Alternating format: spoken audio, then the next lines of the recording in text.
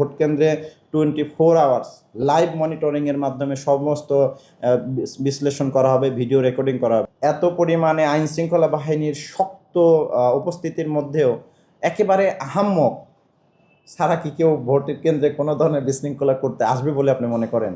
তাহলে সেই ক্ষেত্রে আহাম্মকের শাস্তি যেটা হয় সেটা হবে। আচ্ছা, একটা জিনিস আমি ভাইয়ের কথা একটু বলি। দেখেন যে বলে যে কি বলে যে দিনটা কেমন হবে এটা তো সকালের আলো দেখলেই বোঝা যায়। ভোটের কেন্দ্রে অর্থাৎ 12 তারিখে যে আমরা আমাদের নিরপেক্ষতা এবং আমাদের যে কন্ট্রোল বজায় রাখতে পারবো সেটা তো আমরা গত 10-15 দিনেই প্রমাণ করেছি।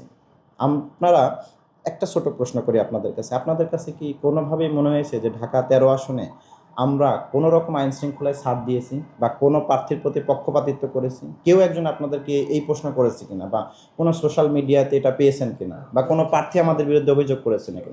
72 ঘন্টা ময়েশ্চার লক সমৃদ্ধ লিলি বডি ওয়াশ, শিয়া বাটারের গুডনেস স্কিন রিপেয়ার করে রাখে সফট ও গ্লোয়িং। তাহলে এটা আপনারাই বলেন যে এটা একটা সুস্পষ্ট প্রমাণ যে বাংলাদেশ পুলিশ বা বাংলাদেশের আইন শৃঙ্খলা বাহিনী প্রশাসন বা নির্বাচনের কাজে যারা দায়িত্ব, তারা তাদের দায়িত্বটাকে একটি ইমানের অংশ হিসেবে নিয়েছে এবং সম্পূর্ণভাবে আমরা আমাদের ওয়াদা এখন পর্যন্ত পূরণ করে চলেছি।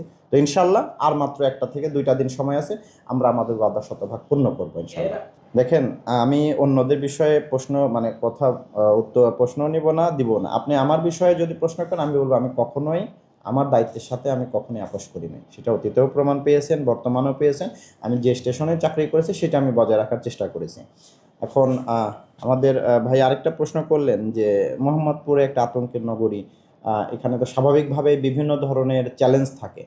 তো এটাই আমি যে প্রশ্ন করবো যে এই আতঙ্কের নগরীতেই তো আমরা ইতিমধ্যে ইতিহাস সৃষ্টি করে ফেলেছি। ইতিমধ্যে আপনারা জানেন যে মোহাম্মদপুর নিয়ে সবার মধ্যে একটা আতঙ্ক ছিল যে কি হয় না হয়, এখানে কত ধরনের এখানে অপরাধী চক্র আছে, মাফিয়া গ্যাং আছে, ক্ষমতার দখল আছে, এখানে লাখো লাখো মানুষ বাস করে যারা কিশোর গ্যাং আছে।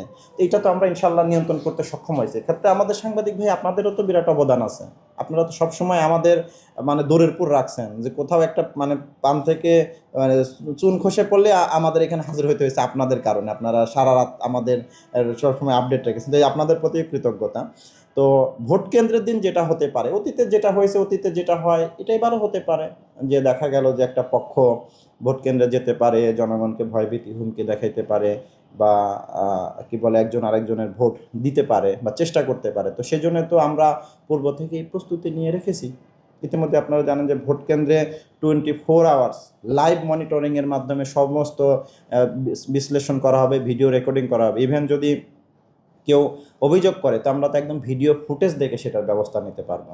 আবার কেউ যদি, আর খেয়াল করেন যে এবার তো লক্ষ লক্ষ আইন শৃঙ্খলা বাহিনী, army, police, RAB, BGB, APBN, আবার সাদা পোশাকে সকল গোয়েন্দা সংস্থার লোকজন মাঠে থাকবে এবং ক্যামেরা সহ। এবং আপনি জানেন যে সম্মানিত নির্বাচন কমিশন থেকেও সবাইকে মোবাইল ফোন ব্যবহারের অনুমতি দিয়েছে, অর্থাৎ কেন্দ্রের বাইরে। এটা তো একদম প্রত্যেকটা রেকর্ডেড থাকবে। তো এত নিরাপত্তার মধ্যে, এত পরিমাণে আইন শৃঙ্খলা বাহিনীর শক্ত উপস্থিতির মধ্যেও একেবারে আহাম্মক ছাড়া কি কেউ ভোটের কেন্দ্রে কোনো ধরনের বিশৃঙ্খলা করতে আসবে বলে আপনি মনে করেন? এটার সুযোগ আছে কিনা? তাহলে সেই ক্ষেত্রে আহাম্মকের শাস্তি যেটা হয় সেটা হবে। আমাদের তো ইতিমধ্যে দেখেছেন যে সম্মানিত আমাদের আনসার বাহিনীর প্রধানও কঠিন ভাষায় বলেছে, এর আগে আমরাও কঠিন ভাষায় বলেছি। আমরা যেটা বলেছি যে আইনে যেভাবে বলা আছে একদম বিশৃঙ্খলাকারীদের সর্বোচ্চ কঠোর হস্তে দমন করা হবে এবং তাদের ধরেই নেওয়া হবে যে তাদের উদ্দেশ্যই হচ্ছে এই পুরো রাষ্ট্রীয় ব্যবস্থাটাকে একটা হুমকির মধ্যে ফেলা, এবং সে রাষ্ট্রীয় শত্রু বলে গণ্য হবে। এবং তার প্রতি সেভাবেই আইনে যেভাবে বলা আছে কঠিন থেকে কঠোরতর ব্যবস্থা নেওয়া হবে, এবং এই বাংলাদেশে সে একটা উদাহরণ হিসেবে থাকবে যে তার প্রতি কী ধরনের ব্যবস্থা নেওয়া হয়।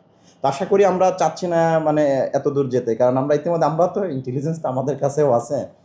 আপনারা শুধু ওই যে আইসবার্গের মতো উপরের 1 ভাগ দেখেন, বাকি 10 ভাগ তো আমাদের গোপনে কাজ করতে হয়। আমরা তো করে রাখছি সব কাজ, কেউ ওইখানে যাওয়ার সাহসই পাবে না।